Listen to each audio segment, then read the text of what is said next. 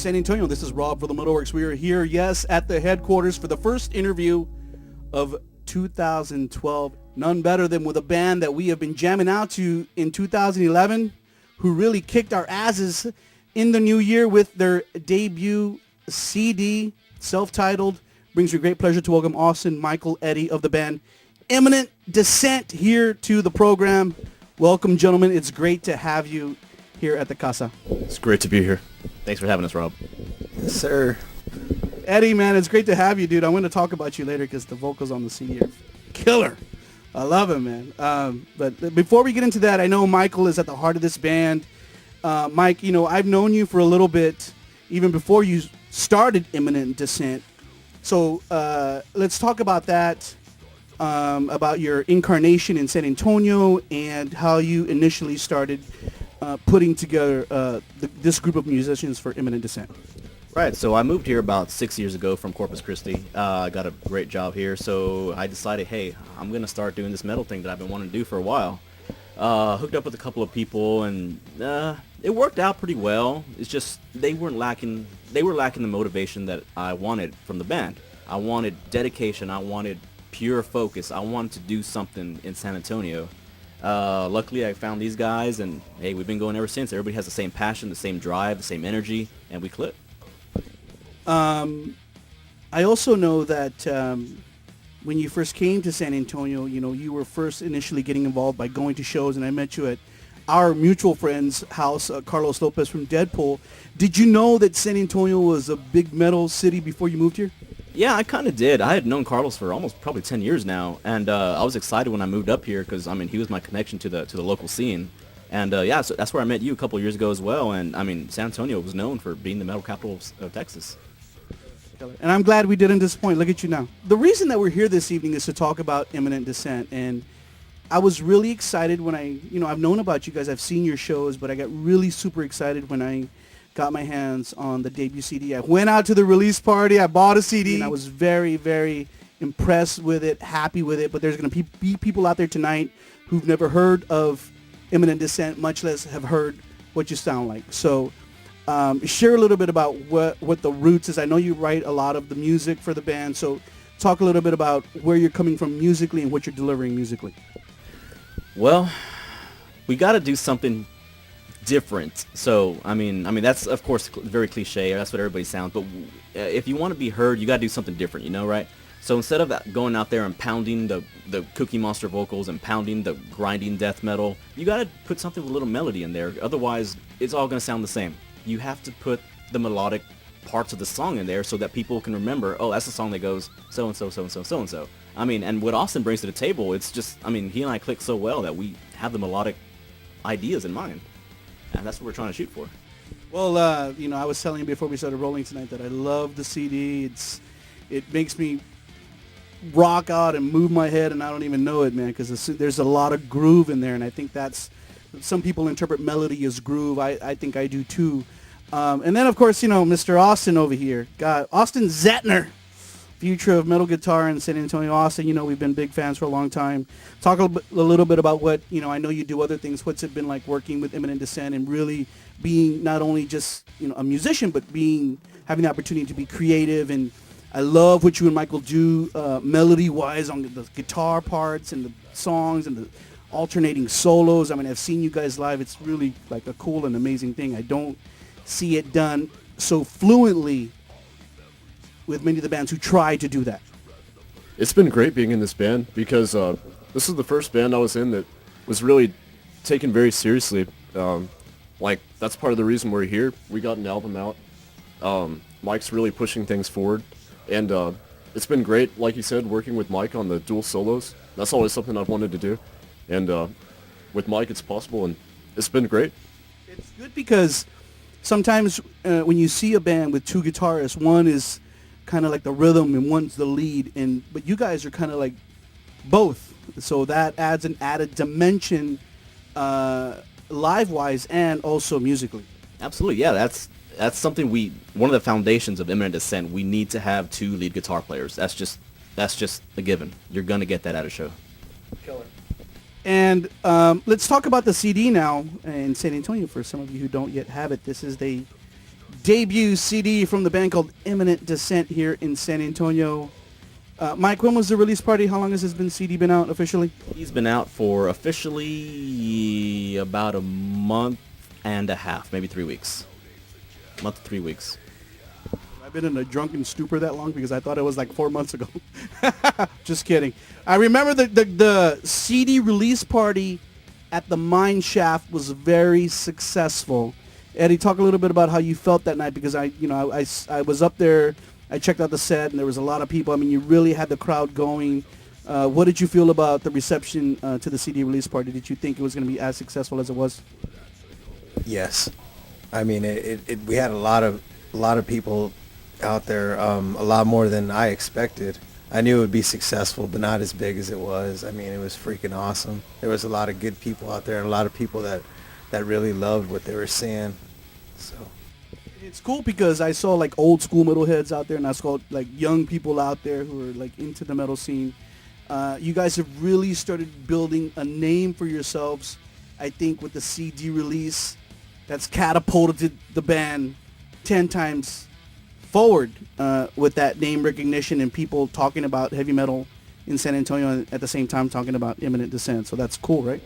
Yeah, absolutely. The CD release was huge for us. We were overwhelmed by how many people showed up. I mean, that's not very characteristic anymore. Right. And I think everybody went home happy, because I did when I left there. I had to leave a little early, but I got my CD and I put it in the stereo right away, and it was like rocking all the way home. And it sounds great on the stereo. The songs are killer. Let's talk about these tunes, Mike. Are these songs that were all written when this lineup of the band was put together, or did you already have songs written, or what was going on there? About half the songs on track I had written prior to this incarnation of Imminent Descent, and a few of the songs we collaborate together as a group. We wrote together, and that's how we're working on the second album as a unit together. We'll talk about the second album in a bit. Also, with the debut, like I said, there's some really stellar listening parts to it. One of it is Eddie's vocals. I remember I called you, or I texted you or something. I said, dude, Eddie's vocals on this CD are like creepy. They're like so freakishly like heavy and like goblinish. Like I was thinking about a goblin from Lord of the Rings when I was like listening to this CD. I was like, wow, this is like weird. How did that happen? I mean, who produced it? I mean, what happened there? Like what happened with the vocals? Yeah. I don't know. I just came into the band, I saw them on Craigslist, and I've been with a lot of crappy bands over the years. I'm one of the older guys in the band, and like Austin said, when I met these guys, they were really, really serious, and Mike cared so much about the music, and the vocals just kind of came out, and he started smiling, and it was like, okay, this is gonna work. So that's pretty much how it came out. Mike's a smart guy. I know that once he heard you, that he thought this is pretty freaking cool. I mean, it sounds amazing. The recording, like who did the recording? So we recorded at Dead Room Studios with our Clifton Miles, our sound engineer, and we sat down, we interviewed him, we basically said, hey, what can you bring to the table, what can you do? And we were astounded with his knowledge, and we knew right there, this is the guy we want to work with. So we went to the studio, or he and I talked prior to production of the CD, and I told him, this is how we want to sound, this is what we want, we don't want this, we don't want that, and he was able to capture exactly what I wanted with the CD. Technically, when you look at the CD, it says that there's 9 tracks on the CD, except like 2 of the tracks are like 20 minutes long. And I think that's cool because it takes you like on a little journey. I'm a big fan of Subjugation of the Tidekeeper. I love that song. And Mike, I'm also a big fan of Scourge or whatever. It's one of my favorite songs as well. Talk a little bit about the journey that Subjugation of the Tidekeeper takes you, because some of your songs start off with like this really cool, like, translucent, melodies, and then they really build up into something like really heavy. Right. So that whole Subjugation of the Tidekeeper song came about by I'm a huge Rush fan. That's the reason why I picked up guitar, because of Rush. 2112 is by far one of the greatest albums ever. I wanted to do another epic 20-minute song just like they did. So here we are, 30, 40 years later. We decided, hey, we're gonna do a trilogy. We're gonna put a story into the song and not just go out there sing a few things that don't really mean anything. How difficult? I mean, how much more difficult is that than just writing your traditional regular song? I mean, is that like writing 4 or 5 songs for one track? You know, it really wasn't that hard. I had written 10,000 Years a couple years ago, and I just felt there was so much more to the story that we can tell, and it just flowed and flowed and flowed. That really the only difficult part was the transitions, the musical transitions in between. But no, I think we nailed it pretty well. I really dig the live vibe. I mean, I think you guys rock it heavier than most bands in San Antonio, and you can tell that it's like not rehearsed. It's like really real, you know, like you guys aren't just up there performing. It's like, this is what I'm feeling when I'm jamming this riff or this like headbanging part, or when we're doing our solos. It's really cool. I know a lot of people in San Antonio have also kind of gotten that same vibe that I have. So like, what do you feel, what have you been hearing from the people in San Antonio when you get off stage about the reception of Imminent Descent? I've heard that they really enjoy the feel of the guitar solos and just overall stage presence. Like, I've never been one to, play for no reason. Like, I usually play something that's meaningful to me, and it always comes out in the music. No, he's absolutely right, and you're exactly right what you were saying about the groove, the feeling. You go out there, and when you start banging your head without knowing it, that's when you know you're doing a really good thing. And when you see people headbanging to our stuff, it drives us, and we do it. Right. So as you guys have been playing, several shows here in San Antonio, and now that you have a real product out in the marketplace where people can get you online or buy the CD at a show, what do you want to do as far as like road work? Do you feel like, oh, we need to further establish ourselves here, or we want to do that and do other things outside of San Antonio? What would you like to do, Eddie? I mean, what would you like to do in regards to like playing shows? Well, we've actually recently brought up something at the last couple of practices about, trying to call people that we know, like in California and other states, and of course it's going to be self-supported. We're going to have to get the money together ourselves and go out there, but we love doing what we do enough to get that money and get our asses out there, because I mean, when we talked about it and all the guys were game for it. So it sounds like we're going to be doing something probably this summer, if we don't get a phone call before then. But I mean, otherwise we'll be, packing up and getting together, taking some time off of our real jobs and going out there and kicking some ass in another state. Part of getting the name out also, not only to the grassroots listeners of metal, but also to people in the industry, is kind of, pushing yourselves in that forefront. So have you kind of been diligently working and saying, like, we need to send out press packs to Metal Blade or to Century Media? What's going on there? That's all been in the works. We've sent some demos over to Metal Blade. We were trying to contact some more people in the industry, and we're just looking into different avenues for trying to push our product out there. In this day and age when YouTube and, even our show, which has transitioned to YouTube and everything online, how important do you feel like video work is for the band? I know that we had discussed actual video for Imminent Descent. Hopefully our boy Rob Long, who's here in the house. Rob Long is here in the house tonight. Yes, he is helping us out tonight. Thank you, Rob. I said, the man to go to is Rob Long. How important is video to you at this point? I mean, do you think that having a presence on YouTube is an important part of what you're doing to promote Imminent Descent? Absolutely, it is absolutely critical. We're grateful that you set us up with Rob Long. We were meeting up with him earlier today, and wow, we were surprised at how well he knows his stuff. Rob Long's the master. He really is, and yes. We're very impressed with his experience and what he could bring to the table. So yeah, I'm sure once we hook up with Rob, we're going to do something really good and have a good presence online. What song would you like to do a video for? I would like to do a song for Spirit That's Reaver. the question, Mike. Did I start a band fight? Did the band fight right before we walked in here? Is it a secret? No, Oh, God. alright. We're thinking Spirit Reaver right now. Which one? Spirit Reaver, the Okay. right. Yeah. It hits hard. It's short. Keeps your attention. Yep. There's plenty of statistical, logistical reasons Right. on what song to choose for a video. Yes. Was that your choice too, Mike? No, if we had unlimited budget and probably $80,000, we were gonna go with Subjugation of the Tidekeeper, but Holy smoke! since Rob Long could do it for $200.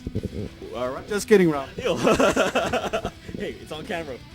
My vote was always for Scourge. I think there's a lot of great songs. I think Scourge at 4 minutes is one of the most like really hard hitting songs. I like it because it doesn't take you to too many places. It just keeps you rocking. Okay, my vote is Scourge. It's for the record. Okay, so as we talk about video, there's people out there. Until the video comes out, where can people find out information about Imminent Descent online? Go to our website, our official website, www.imminentdescent.com. Look us up on Facebook. Really, those are our main channels right now. Go up there, you'll find anything you need to know about us when we're playing, new pictures, videos, whatever. And as we end out, guys, just a couple of more questions. I always have to ask local bands about the ever dynamic evolution of the San Antonio metal scene. You know, I've been a part of it for a long, long time, and I've seen things happen and not happen, and great bands come and go. As you sit here tonight as a band who actually is, you know, making its presence felt out in the scene, and you have a fan base, and you're working with various other bands or clubs or management or all of those aspects, what do you personally feel about the San Antonio metal scene? Not necessarily like what you want to bitch about, but what's good and bad about the San Antonio metal scene. Especially you, Mike, because you come from Corpus, so you have a better perspective of, the difference. Yeah, what I'm feeling right now, what I'm thinking right now is right in the middle of San Antonio where it's like what you would call the Great Depression. Things are just not happening right now in the city. And that's why we're looking elsewhere, looking to go to Austin, looking to go to Dallas, because I feel, if there's nothing happening, if nobody wants to support San Antonio metal scene, then why are we here? Why are we doing this? But of course, we're never going to quit doing what we're doing. We're going to continue to do San Antonio proud. What about you, Austin? I would say the same. Like, it's evolving. Like, it's not so much people making noise anymore, but people actually playing good music. But the problem is people don't come out to support. So that's the main problem with San Antonio music. How can we remedy that? What's missing? You know, if anybody knew that answer, Jaeger shots all the way around 24/7, Eddie?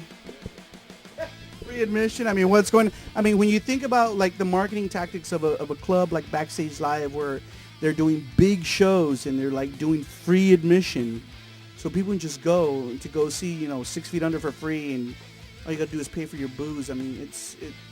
It seems like there's some people, at least not necessarily the fans, but the people who are working as part of the scene, who are trying to make things happen, I guess. yeah, even with the free admission, that's still not the solution. And I don't think anybody really knows the solution. If anybody did, we wouldn't be in the problem that we're in now. We wouldn't be in the Great Depression. Eddie, you want to add anything to that? Well, I think that the metal scene's gone down just because of the crappy music that people can move to, and they call it music, but it's crap. And I think we all know what kind of music that is. And, our main purpose is Imminent Descent is to, be a metal band and keep metal alive and be as hard as we can and as strong as we can. And, and all the bands in San Antonio are, we love them. We try to support them. We're going out to support tonight. And, we can't burn down all the all the clubs that don't play our music. Yeah, I guess we can, and if I could, I would. And now I'm on camera, so if one of those places burned down. But yeah, it's just the crap. People listen to crap, and that's what's bringing the metal scene down. Metal isn't crap. If you listen to our music, there's words in here. Read them. They mean something. I have a tendency to agree with each of you. I would say, in my own humble opinion, that it's kind of weird. It's just like a changing of the guard. Like I kind of, the analogy that I put in my mind to help me think about it is like the mafia. Like the old school mafia in New York was about, you know, trust and integrity and the code. And now it seems to be a little less about the community, the trust, and the code within the heavy metal scene, because it's just so diverse now, and you have this new young group of people who are coming in, and it's just weird and crazy. But what can you do? You got to roll with it. The diehards will remain true. Gentlemen, it's been an honor for me to have you here at the MetalWorks as we end out. Any last words you want to say regarding Imminent Descent or what you're doing? So any last words, Austin? Heavy metal! Hey, I just want to thank you, Rob, for the opportunity to have us here. You're welcome, Mike. I know it's been a long road for you and I, and you, sir, have really impressed me with all the music that's on this CD. Believe it or not, I jam out to your jams more often than you probably know. Maybe more often than I would probably like to admit. Any last words, Eddie, for you? Fucking love you, everybody. Metal. Remember San Antonio, you saw the band Imminent Descent here at the Rob's Motorworks studio. Go out there, find them online, go to their shows, buy their shirts and their CDs. They fucking rock. That's why they're here on Rob's Metalworks.